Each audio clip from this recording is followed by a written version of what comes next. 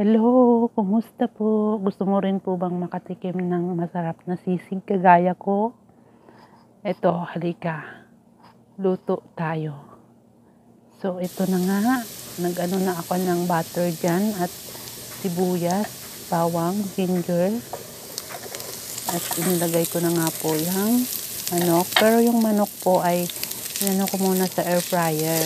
Niluto ko sa air fryer.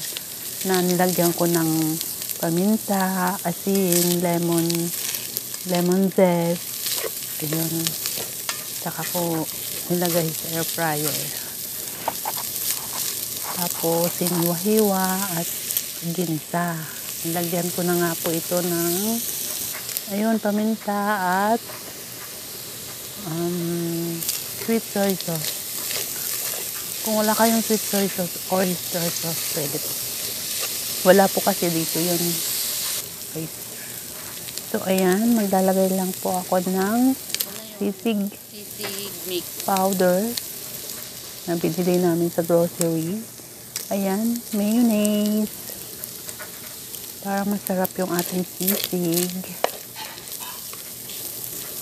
Ito nga. Halo-haluin lamang po. Lemon eh. Oo, yung lemon. Lemon na lang po kulang dito sa ating sisig na manok.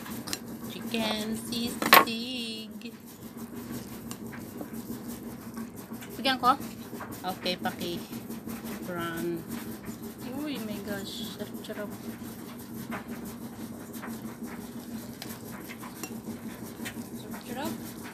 Charap. Kainan na. Ito na po. Kainan na. Kain na.